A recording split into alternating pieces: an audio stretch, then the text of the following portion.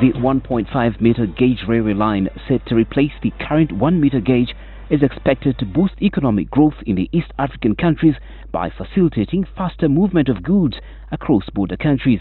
According to the SGR officials, the project is registering timely progress, with the process to compensate 43% of project-affected persons now complete. We are in this as 4 countries: Kenya, Rwanda, South Sudan and Uganda. Kenya has moved ahead.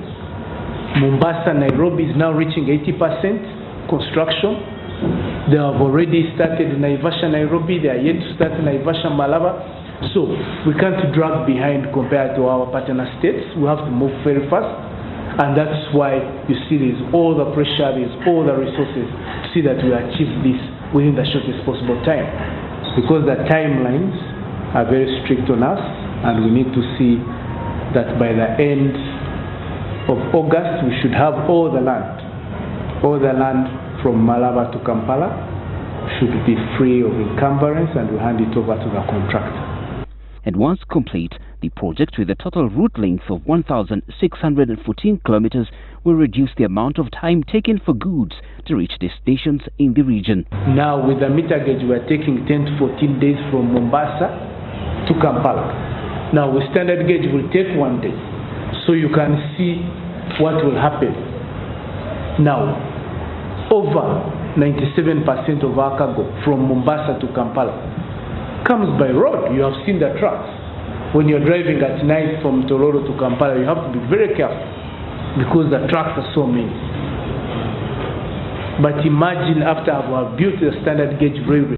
Government is already undertaking the payment of a 30% disturbance fee to enable 1,664 project-affected people move quickly and give way to the project.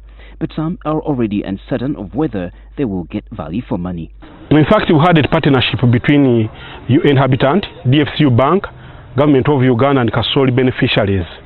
And with the beneficiaries, we had already paid the 10% as a contribution that makes us acquire these houses.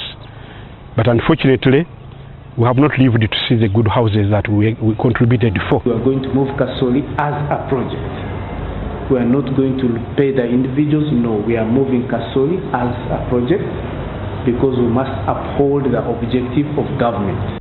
Kasinje adds that the project is said to offer enormous job opportunities that will span the entire skills spectrum, including general and semi-skilled labor, while the country will also benefit from the demand for inputs that the project will generate. We are going to employ 16,000 people during construction, direct labor, 16,000. Those 16,000, if you add associated industries, the other time when I was here, I talked about the associated industries. You can imagine the hotel industry. You can imagine the hospitality industry. You can imagine the fuel and lubricants industry. You can imagine the equipment industry. All these industries will be boosted by this development. Another huge task as the new government embarks on a 5-year modernity transformation project is the $1.6 million 600-megawatt Karuma power dam.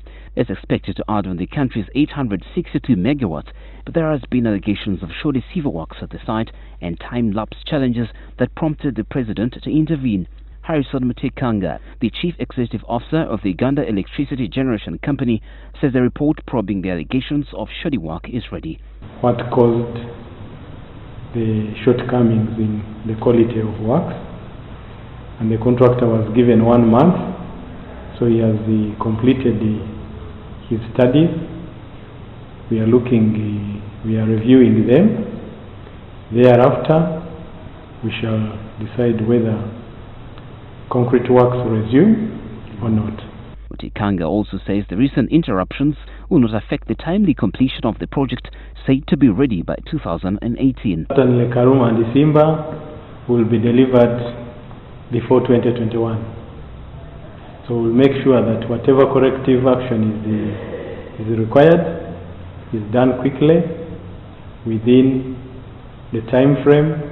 He says power generation will increase significantly from the current 850 megawatts when the project is ready. Other hydropower dams and geothermal stations are also expected to add the capacity, and this is envisaged to significantly bring down the cost of power in the next 5 years. By 2021, According to the National Development Plan, we believe that Karuma and Isimba and other small hydropower plants like Muzizi, all combined, will bring on grid another more than 800 megawatts on board. And that energy should be sufficient to meet all the demand within the country. The Karuma Power Dam project, the standard gauge railway, oil and gas production and other infrastructure projects being undertaken by government are touted as President Museveni's national development trump card in the next 5 years and beyond.